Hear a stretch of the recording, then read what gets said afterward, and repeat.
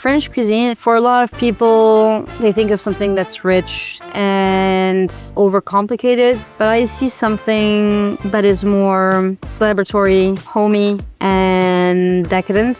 French food can also be playful. Being a chef owner is something that feels very special. I'm 29 and I always dreamt of having a restaurant at the early stage of my career. Being in New York, I've never felt so in touch with French food because I miss it. So that's what I try to do every day, is just teaching and like showing people and giving them the love for French food.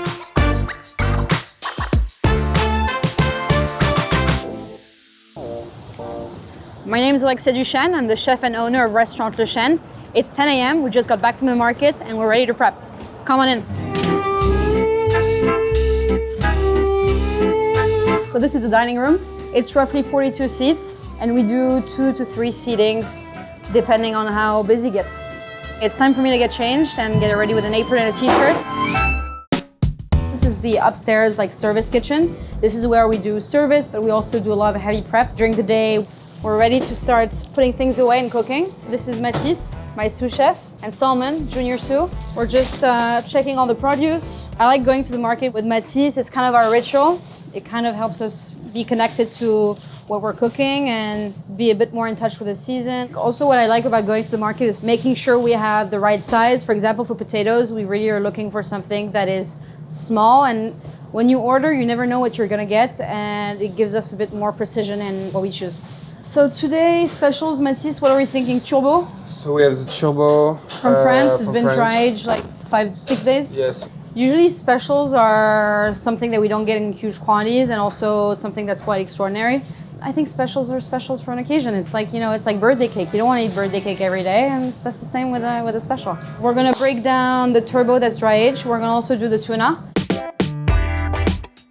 So it's 10:45 and now we're just gonna focus on protein. The turbo we get flown in from France once a week. It comes from Brittany. It's really rare to find wild-caught French turbo. It just doesn't have the same taste. The fact that the waters are so intense, it makes a really nice collagen in the fish. It's just, for me, my all-time favorite fish. We usually like to dry it for at least 3 to 4 days, ideally 5, just because the skin gets really nice and dry.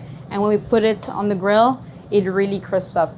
Breaking down turbo is quite easy. Basically, you have 2 fillets on each side. You have to really stay really close to the bones, but other than that, there's no bones to take out. The final dish of the turbo is actually quite simple. We don't really want to mess with how beautiful the fish is.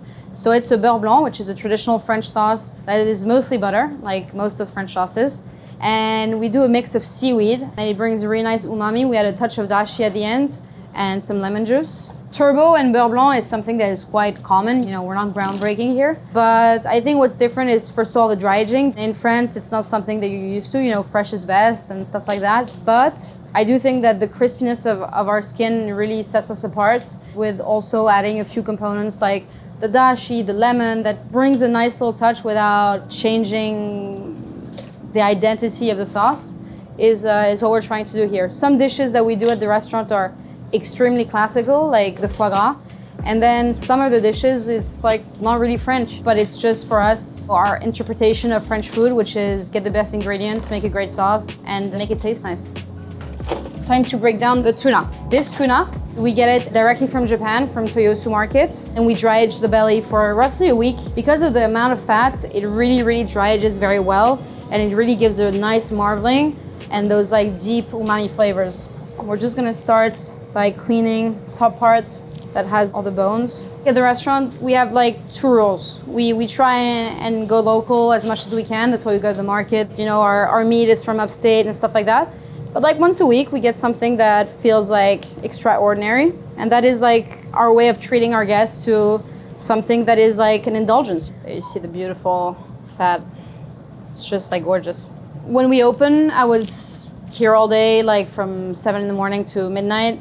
And I was trying to control everything in a sense that I felt I had more experience, so I knew how to break down a tuna better than anyone, and turbo. And I think being a leader and a restaurant owner for the first time, trying to micromanage everything leads to nowhere. Chef, I've been informed your truffle delivery is here. Great. So here's our truffle dealer. It's the beginning of white truffle season, which is honestly my favorite mushroom. And yeah, we're just gonna see what we have here. It's huge. We're gonna see how much it weighs. Yeah, 240 grams. When we choose a truffle, you're looking for density. When you press it, you want something that doesn't like kind of bounce because that means that it's not as fresh. It's also gonna be a problem when you're shaving it. And then smell, you want this like rich aroma. I think it's really nice when they're a bit bigger, when they're at least like 70 to 80 grams because it makes like really nice shavings when it's on top of a dish. It's gonna be really nice. We have some really nice guests tonight and over the week, so I want to treat them to the best truffle. Ciao. Have a good day, guys. See you. Good day. Bye, Bye. Shai. We're gonna cut the turbo for the weight and the price sheets. The idea when you cut the turbo is to make sure you have different sizes for different imaginary parties. So we wanna have some things that are big enough for 1, for 2, for 3. Mathis is cutting the côte de bœuf that we dry aged. This has to also be weighed for us to be able to do the price sheets. Côte de bœuf is basically a bone-in ribeye. It's super, super, I would say French. In France, we eat quite a lot of côte de bœuf. A lot of people come here and they're like, there's too much fat, there's this, there's that. But it's just a really good steak that has been raised well, that you see by the marbling that it's eating grass, it's being treated right, you know, like food. When you see a produce that looks good, you know it's gonna taste good. That's it. It's 11:35. Right now it's the time where I do all the spreadsheet with the specials, the pricing, just to communicate that with the front of house team. We broke it down in the côte de bœuf, the boneless strips that we had from yesterday, the turbo that we broke down today, and the toro. Today we have 2, 4, 6, 8, 10, 12 portions of turbo, which is pretty nice. We have 2 côte de bœuf, we have 1 boneless strip. I always convert the grams into ounces. I have no idea what that is. Americans are more into ounces than grams, so when we talk about the sizing of a special, it's easier for them to understand. Getting a turbo for us is a big risk. You usually get 2 turbos a week, which is roughly like $2,000, and it's something that is scary for a lot of restaurants, especially when we just open, to kind of bet on that and be like, okay, we're gonna take that and, you know, pay up front and not sure if we're gonna sell it. This also breakdown really helps us calculate how we make our money on the turbo and make sure we have 0 loss. The sheet's all done. Now I'm ready to go back in the kitchen and do a bit of Pithiviers scoring with Arena. Let's go. We have an elevator here in the building that we use, which is super convenient, but I feel like our neighbors hate us. So this is the prep area. We have our dry agers, fish and meat. We'll have our dry storage. We just got some new deliveries. And here is also where we do production, mostly stuff for the cold side and pastry, just here. This is where we make all of our Pithiviers. We start by taking a sheet of Pithiviers. There already has been a first layer of egg wash. Pithiviers is like a pastry that was created about an hour outside of Paris in a town called Pithiviers. It can be sweet, it can be savory. The main component is the puff pastry. I love the combination of something from the sea and something from the land. So the idea here is to do this pork Pithiviers, and I was also thinking of, you know, what could complement the pork. So it was the smoked eel that caught my eye. This is a dish that takes days to make. We have to marinate the pork, grind the pork, do the cabbage, blanch the cabbage, cut the eel. We have to assemble everything. We have to let it rest for a whole day. And every day it has to be brushed with egg yolk, dried, brushed again, then scored. It's just a lot of work, and a lot of chefs might be like, okay, I'll just make 5 a day and call it a day. But now that it's become so popular, I just want to make sure that everybody that walks through our doors feels that they can get this little piece of craft and that we never disappoint. We've had the first layer of egg wash. It's really important that when you touch the pastry, it doesn't stick anymore. Then we're gonna apply a second layer of egg wash. The more egg wash you have, the darker it will be when you cook it. What I like to do is to do what we call the chimney. The chimney is what lets the steam out, because with the pork, with the cabbage, a lot of steam is gonna be creating inside. And then we're gonna start by doing the sides. It has some function because the more the puff pastry opens up, the crispier it gets. And so you really have something that is like melting in your mouth, and then you have this really like crispy, rich, buttery puff pastry. It takes roughly 35 minutes to cook, and then I would say ideally a 10-minute rest. And we serve that with the jus, and we also serve that with a beetroot ketchup that's lightly spiced, really nice, bright. It kind of cuts through the fat, and light salad dressed with vinegar and olive oil. Pithiviers are done for the day. Right now, with Mathis, we're gonna prepare the foie gras. So it's the terrine. Foie gras is the duck liver, and it's really like a delicacy in France. We usually have it for Christmas, for celebrations, and like the terrine, the actual foie that we get, we marinate them, and then we steam them in the oven, and we're just gonna put them all together. We put a layer of artichoke in the center, which brings a nice earthiness to it, and kind of like press it overnight. And the next day, we put the fat of the foie gras, the drippings during the cooking process, put it back in the fridge in between each coating so that it creates a thicker layer of the fat, because otherwise it will oxidize. But we serve it with a really cool condiment that Mathis came up with. It's like burned grapefruits. So we literally burn whole grapefruits in the oven, and then we just take only the flesh, and it brings this really intense, bitter, sweet condiment that complements the fattiness of the foie. And I feel like every person that's had this dish always like talks about the condiment, and even like the French people, they just love how different it is here than what they've seen even in France. All the different layers that you see here, it's just all the different pieces of foie that we put together. And once we push them all together, they're gonna create different levels where we're gonna have some fat that's gonna come at different angles. So next, we're gonna put this back in the fridge, and Mathis is already gonna start like doing the coating process for another 30 to 40 minutes, just to make sure it's ready for service. It's 3 o'clock. It's ready to set up the pass. So the idea is to just set up all the little things, the condiments that we'll need for service. During service, I'm using these to kind of finish the dishes. A bit of olive oil, extra virgin, some fresh lemon juice, red pepper puree to build the uni French toast. We have a bunch of spoons, some spatulas, and little tweezers, 2 plates. I'm just gonna add some warm water to that.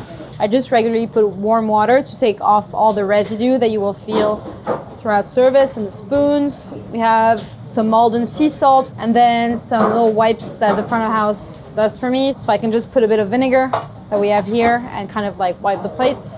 During service, I just am here with Mathis. We move around and we just have a good vision. We kind of also go help the line if needed. The idea is for us to really focus on expediting and making sure the food gets out the fastest as possible and also the hottest as possible.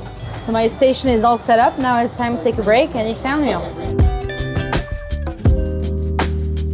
It's 4:40, I'm done with my break, and now it's time to explain all the specials to front of house. Tonight, 4 specials, the same as yesterday. We have the Toro from Japan. We have, I would say, 10 of these. Turbo, we have 12 portions, different sizes. We have one that's quite small, that's good for one person, they're 135. I wouldn't push it for more than one. And we have a huge truffle tonight, like, wow.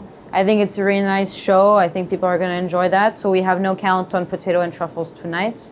And if they want to add it to some truffle to the turbo, I think it's a nice touch. Okay? All good. Okay guys, we're gonna go through the VIPs tonight. We have Tom. Now we're just going to check everything in the kitchen and do a little briefing for service with the kitchen team. So the idea is to try all the components of every section, just to make sure we're on the same page for texture, salt, and just overall taste. The idea is each person from each section sets up their own tray. It just makes us accountable for each of our stations. Maybe put a touch of acid on top of the mayo. The jus is good, yeah. Yeah, it's good. How's the cream? Here we check the peaks to see if they hold tight, so that when we do the dessert, it doesn't kind of fall. Let's do a quick lineup. Hi. Tonight's 76 on the book. I think we can expect 85. A lot of cool people coming in, some investors, some regulars. We have Martha Stewart coming in at 7 with one of our regulars. Yeah. Great. Good. Hell yeah, that's do it. Good service. Do it. That's a good service. It's 5 o'clock. We're ready for service. We're not crazy busy at the start, which is gonna be nice for us to kind of take our time and make it nice. I stay during the whole service. I call out the checks. And then I'm very hands-on, especially for specials, especially because they're kind of created on the fly. So it's extremely intense for back of house team to be okay with roll with a bunch of new dishes all the time, which is also what keeps it exciting. Let's do a label here, guys, for the mise en place. What's Okay. your pre-shift drink? Matcha, coconut water, salt, and lemon juice. I used to drink Red Bulls, but it's not really good for you, so. Okay, check on. 2 uni, followed by razors, followed by short rib, followed by clafoutis. Oui, chef.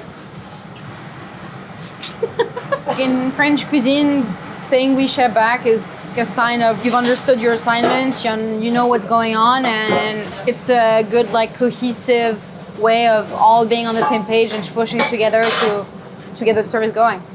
We always send complimentary bread first. So that's really important for us because we're a French restaurant in France. You never pay for bread and butter. So that's something that we will always do here. So we cut the bread, put it in the oven.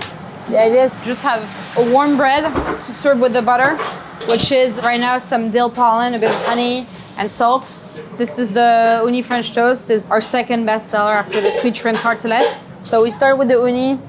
We do a bit of lemon juice on each bite. We go with a bit of salt, some pepper, and then we go in and we take our bone marrow and we kind of fit it in the center. And then we finish with some nice marigold. I think it's the perfect mix of like browniness, saltiness, comfort, and a perfect way to start a meal at Duchene. Check on 2 shrimp, 2 uni with white truffle, followed by Pithiviers, côte de bœuf, 830, medium rare, followed by clafoutis. It's not the côte de bœuf, it's the boneless strip. Yeah. Now 2 people, huh? Living well. Being a chef owner for the first time feels extremely freeing. I feel very serene that if something bad happens, I can handle it. And if something good happens, I can choose what to do in the kitchen. I can choose what I want to focus on as a restaurant. And I'm at a stage of my career where I really needed that to kind of just make a place my own and be a bit more genuine when the food and the hospitality comes together. Hey guys, now it's time for you to go. We have a lot more people to feed, and I'll see you soon.